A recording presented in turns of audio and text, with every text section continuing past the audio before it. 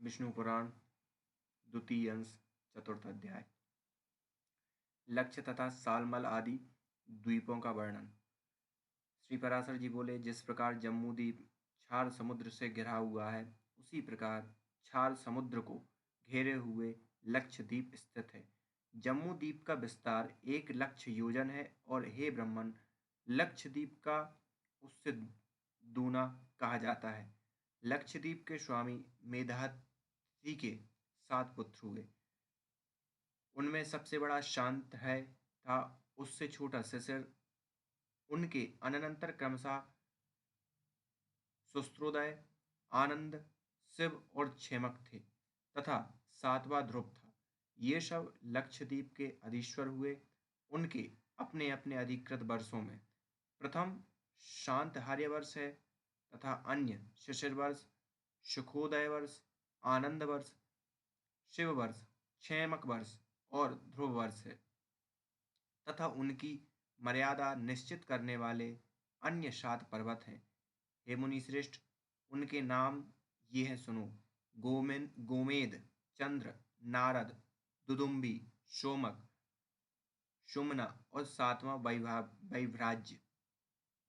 इन अति सुरम्य वर्ष पर्वतों और वर्षों में देवता और गंधर्वों के सहित सदा निष्पाप प्रजा निवास करती है।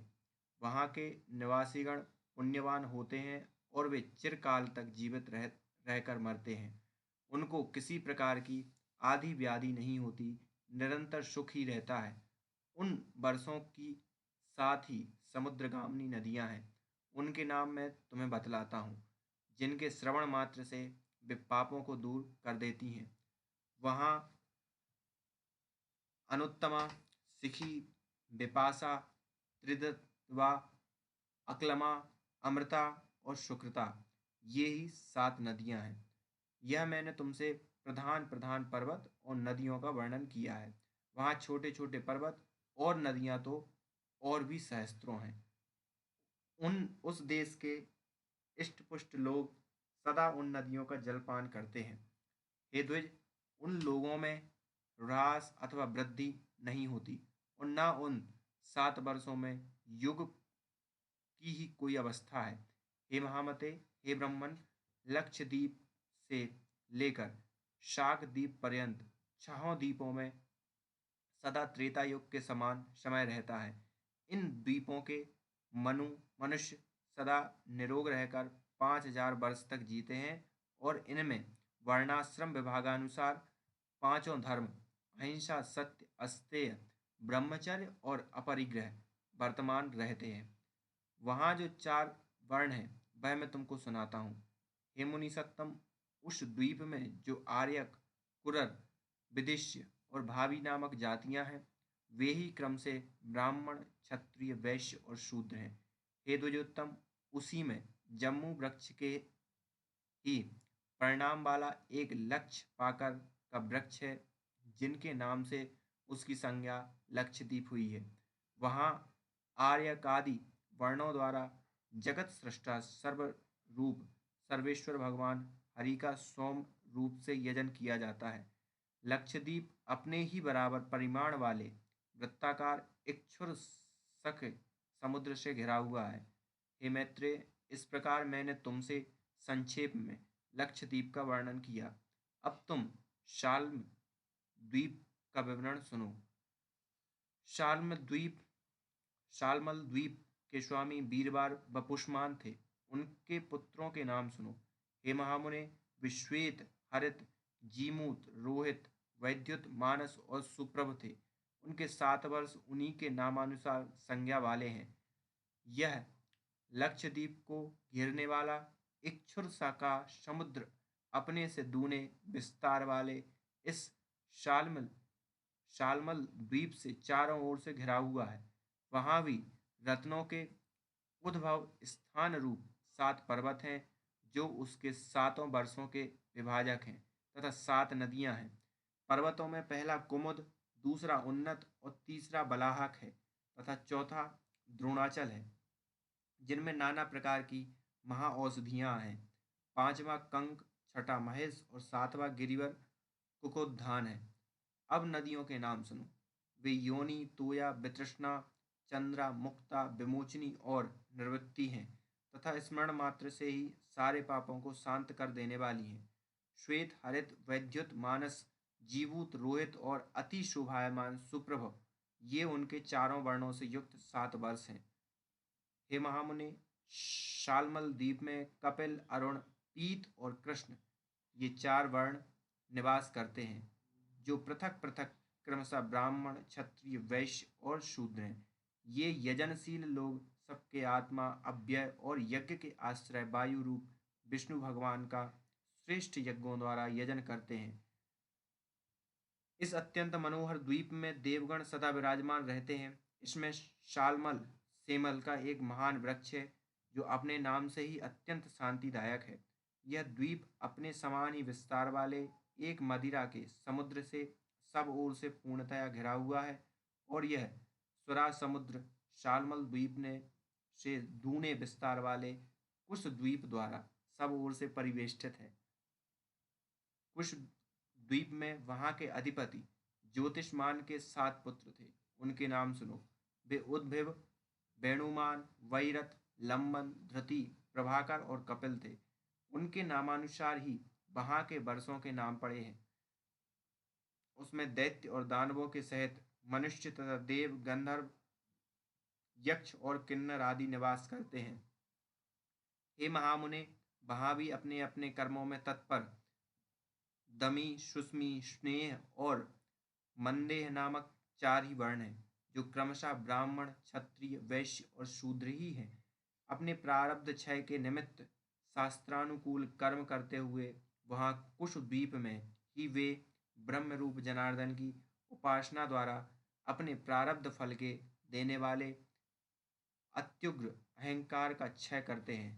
हे महामुने, उस द्वीप में विद्रुम, हेमशैल, द्युतिमान, पुष्पवान, कुशेशय, हरि और 7वां मंदरांचल, ये 7 अर्थ पर्वत हैं तथा उसमें 7 ही नदियां हैं। उनके नाम क्रमशः सुनो। वे धूत पापा, शिवा, पवित्रा, सम्मति, विद्युत, अम्बा और मही हैं। ये संपूर्ण पापों को हरने वाली हैं। वहाँ और भी सहस्त्रों छोटी छोटी नदियां और पर्वत हैं। कुछ द्वीप में एक कुश का झाड़ है, उसी के कारण उस इसका यह नाम पड़ा। यह द्वीप अपने ही बराबर विस्तार वाले घी के समुद्र से घिरा हुआ है, और वह घृत समुद्र कौंच द्वीप से परिवेष्टित है। हे महाभाग, अब इसके अगले कौस नामक महानदी के विषय में सुनो, जिसका विस्तार कुछ द्वीप से दूना है। क्रॉस द्वीप में महात्मा द्युतिमान के जो पुत्र थे, उनके नामानुसार ही महाराज द्युतिमान ने उनके वर्षों के नाम रखे। हे मुने, उसके कुशल, मंदरा, उष्ण, पीवर, अंधकारक, मुनि और दुदुम्बी, ये 7 पुत्र थे। वहाँ भी देवता और गंधर्वों से सेवित अति मनोहर 7 वर्ष पर्वत हैं। हे महाबुद्धे, उनके नाम सुनो। उनमें पहला क्रौंच, दूसरा वामन, तीसरा अंधकारक, चौथा घोड़ी के मुख के समान रत्नमय स्वाहिनी पर्वत, 5वां दिवाव्रत, छठा पुंडरीकयान और 7वां महापर्वत दुदुम्बी है। ये द्वीप परस्पर एक दूसरे से दूने हैं, और उन्हीं की भांति उनके पर्वत भी उत्तरोत्तर द्विगुण हैं।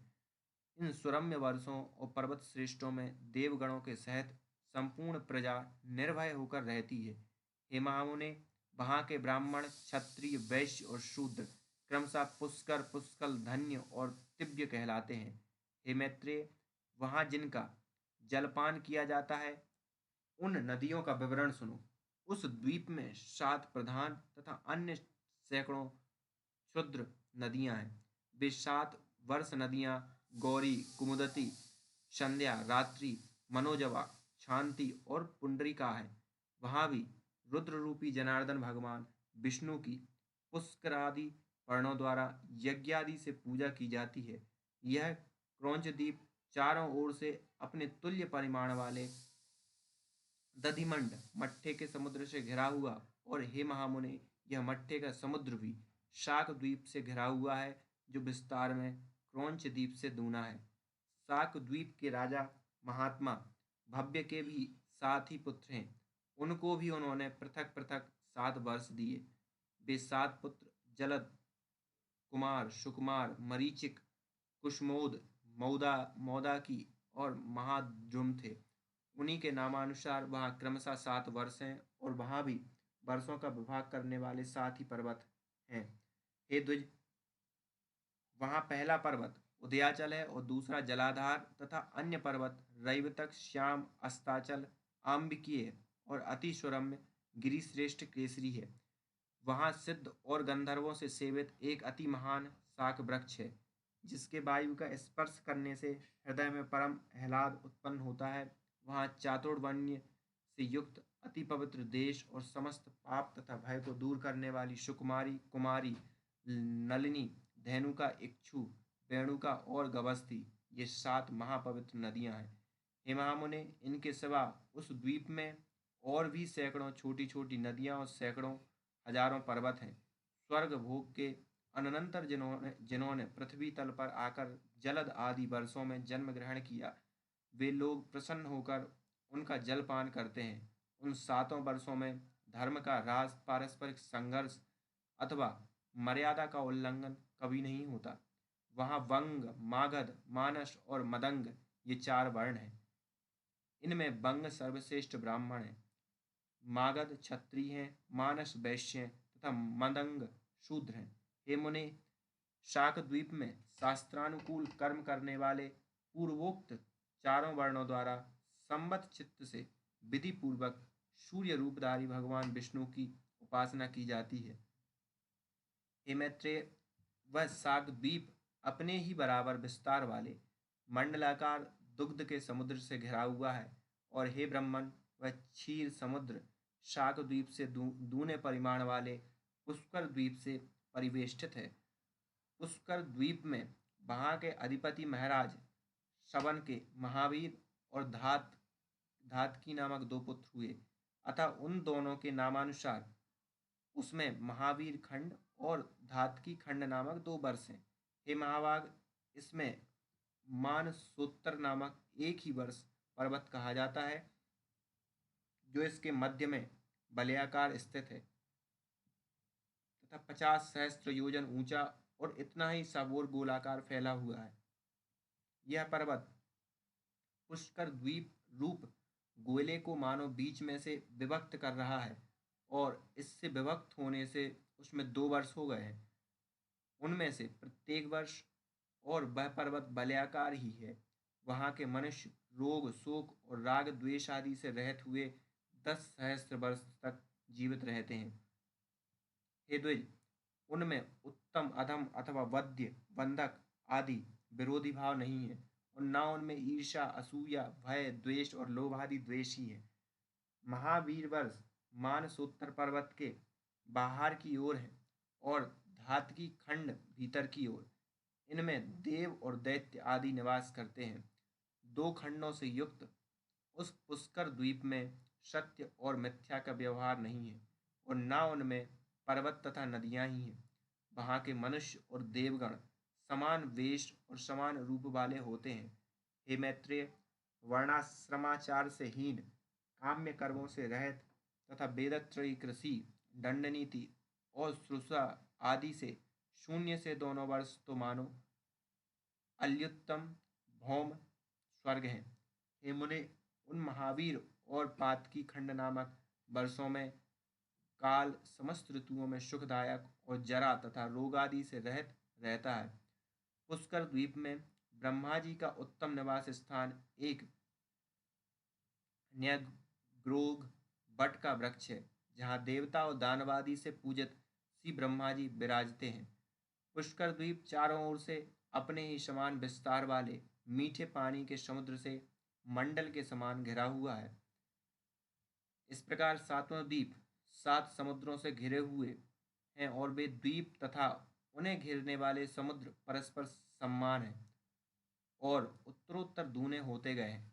सभी समुद्रों में सदा समान जल रहता है, उसमें कभी न्यूनता अथवा अधिकता नहीं होती। हे मुनि श्रेष्ठ, पात्र का जल जिस प्रकार अग्नि का संयोग होने से उबलने लगता है, उसी प्रकार चंद्रमा की कलाओं के बढ़ने से समुद्र का जल भी बढ़ने लगता है।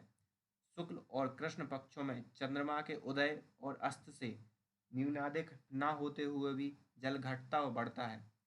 हे महामुने, समुद्र के जल की वृद्धि और क्षय 510 अंगुल तक देखी जाती है। हे विप्र, पुष्कर द्वीप के संपूर्ण प्रजावर्ग सर्वदा अपने आप ही प्राप्त हुए षडरस भोजन का आहार करते हैं। स्वादु तक मीठे पानी के समुद्र के चारों ओर लोक निवास से शून्य और समस्त जीवों से रहित उससे दूनी सुवर्णमयी भूमि दिखाई देती है। वहाँ 10 सहस्त्र योजन विस्तार वाला लोकालोक पर्वत है। वहाँ पर्वत ऊंचाइयों में भी उतने ही सहस्त्र योजन है। उसके आगे उस पर्वत को सब ओर से आवृत कर घोर अंधकार छाया हुआ है तथा वह अंधकार चारों ओर से ब्रह्मांड कटाह से आवृत है। हे महामुने, अंड कटाह के सहित द्वीप समुद्र और पर्वत आदि युक्त यह समस्त भूमंडल 50 करोड़ योजन विस्तार वाला है। हे मैत्रेय, आकाशादिक समस्त भूतों से अधिक गुण वाली यह पृथ्वी संपूर्ण जगत की आधारभूता और उसका पालन तथा उद्भव करने वाली है। इति श्री विष्णु पुराणे द्वितीय अंशे चतुर्थो अध्याय।